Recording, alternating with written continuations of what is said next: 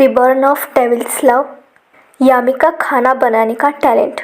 अब तक आपने सुना, यामी को हॉस्पिटल से डिस्चार्ज मिल जाता है।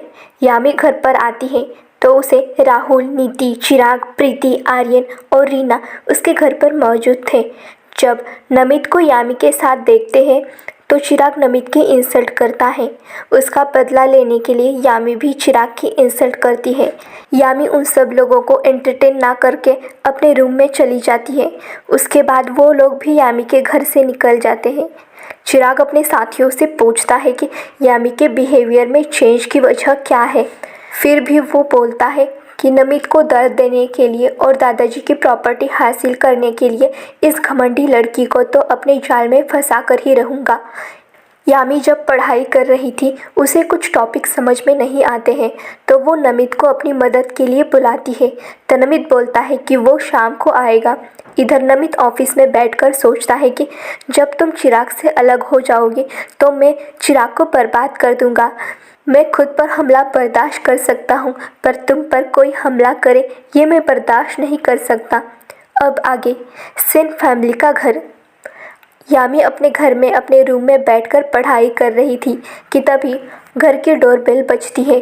तो यामी जाकर दरवाज़ा खोलती है तो उसके सामने नमित खड़ा था। तो यामी जाकर नमित को हग कर लेती है। ये देखकर नमित हैरान हो जाता है। फिर उसे याद आता है कि अब यामी उसकी वापस से फ्रेंड बन गई है, इसलिए वो भी यामी को हग कर लेता है। नमित यामी को चिढ़ाते हुए बोला, अब यहाँ दरवाजे पर ही खड़ा रखोगी क्या, या घर के अंदर भी आने दोगी, या यहीं से भगाने का इरादा है? मैं तो सोच रहा था कि तुम्हें पढ़ाई में बहुत ज़्यादा हेल्प चाहिए, पर मुझे लगता है तुम्हें भी मुझ जैसे लूज़र की ज़रूरत नहीं है। वैसे भी मैं पढ़ाई में अच्छा नहीं हूँ, तुम्हें तो पता ही है ना। मैं तो बस तुम्हारी हेल्प करने के लिए इसीलिए आ गया था क्योंकि तुम मेरी बेस्ट फ्रेंड हो। मैं तुम्हें किसी चीज़ के लिए मना नहीं कर सकता, इसलिए मैं आ गया। इसलिए मुझसे ज़्यादा उम्मीद मत रखना। नमित को खुद को लूज़र बुलाते सुनकर यामी के दिल में दर्द होता है। उसकी आंखें नम हो जाती है। वो नमित को कुछ बोलने ही वाली थी कि नमित की आगे की बात सुनकर नमित बोला, और मुझे पता है तुमने मुझे यहाँ बस मुझे दरवाजे से भगाने के लिए ही बुलाया है। ये सुनकर यामी के फेस पर भी स्माइल आ जाती है। वह नमित का हाथ पकड़कर लगभग खींचते हुए अपने कमरे की तरफ ले जाने लगती है। जब वो दोनों यामी के कमरे में पहुंच जाते हैं तो नमित बोला, यम मुझे लगता है हमें तुम्हारे रूम में नहीं पढ़ना चाहिए। हम बाहर लिविंग रूम में पढ़ाई कर सकते हैं। बुक्स ले लो और लिविंग रूम में चलो। तो यामी बोली, क्यों, हम रूम में क्यों नहीं पढ़ सकते? तो नमित यामी के कंधे को हल्के से पकड़कर और अपने सामने करके बोला, यम हम दोनों को पता है हम बेस्ट फ्रेंड हैं, पर दूसरे लोग हमें गलत समझेंगे और दूसरी चीज़ तुम्हारी बदनामी होगी। मेरी तो कोई इज्जत नहीं है, पर मैं नहीं चाहता कि कोई तुम्हारी बदनामी करे और तुम्हारा नाम खराब करे। इससे अच्छा है कि हम लिविंग रूम में पढ़ाई करें, और वहाँ से किचन पास में ही है तो हम कॉफ़ी भी बना लेंगे। तुम्हारे हाथ की कॉफ़ी पिए बहुत दिन हो गए हैं। ये सुनकर यामी भी नमित की बात मानकर अपनी सारी बुक्स उठा लेती है और नमित यामी के हाथ से बुक्स लेकर खुद ही लिविंग रूम की तरफ चल पड़ता है। उधर यामी लिविंग रूम तक नमित के पीछे पीछे आती है, फिर किचन में कॉफ़ी बनाने चली जाती है। इधर नमित लिविंग रूम में कॉफ़ी टेबल पर यामी की सारी बुक्स रख देता है और दिन में यामी ने जो नोट्स बनाए थे उसे चेक करने लगता है। फिर जब वो यामी के नोट्स चेक करता है तो वो हैरान हो जाता है कि यामी तो पढ़ाई में इतनी अच्छी नहीं थी, तो फिर ये अचानक पढ़ाई में इतनी अच्छी कैसे हो गई। फिर भी सोचता है शायद ये दिखावे और झूठे घमंड करने के लिए ही पढ़ाई कर रही है, और शायद उसने पढ़ाई पर ध्यान नहीं दिया, इसलिए ये पढ़ाई में पीछे रह गई। वैसे तो इंटेलिजेंट तो बहुत है, इसे थोड़ी हेल्प हो जाए तो अपना अच्छा करियर बना सकती है। इतने में ही यामी 2 कॉफ़ी लिए लिविंग रूम में आ जाती है। फिर दोनों मिलकर कॉफ़ी पीते हैं। कॉफ़ी सिप लेते हुए नमित बोला, यम यम तुम कॉफ़ी तो बहुत अच्छी बना लेती हो।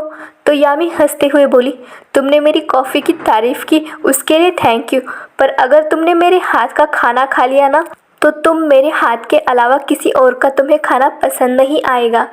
ये सुनकर नमित हैरानी से यामी को देखने लगता है।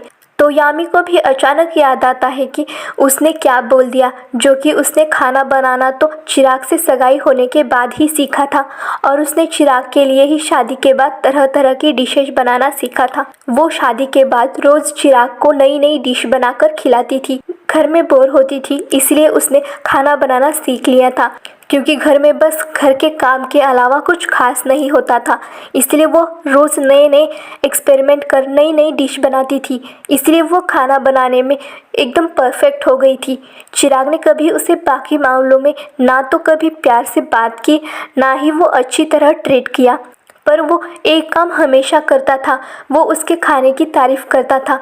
बस उस तारीफ़ से यामी खुश हो जाया करती थी और बाकी बातों पर ध्यान नहीं दिया करती थी।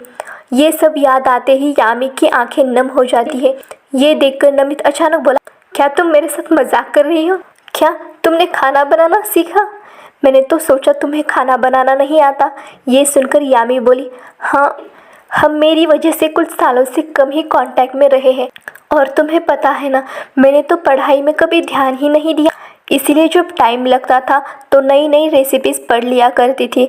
अभी जब अकेली घर पर होती थी तो खाना बनाकर भी खा लिया करती थी। दूसरों को मैंने खाना बनाकर इसलिए नहीं खिलाया क्योंकि मुझे लगा कि सब मेरा मजाक उड़ाएंगे और उन्हें खाना पसंद नहीं आएगा, पर मुझे पता है कि मैं खाना अच्छा बनाऊं या बुरा तुम खा ही लोगे और हमेशा मेरे खाने की तारीफ़ ही करोगे। क्या यामी नमित को खाना बनाकर खिलाएगी? क्या इनका एक मोमेंट चलता ही रहेगा या कोई आकर इनको परेशान करेगा इन्हें डिस्टर्ब करने के लिए?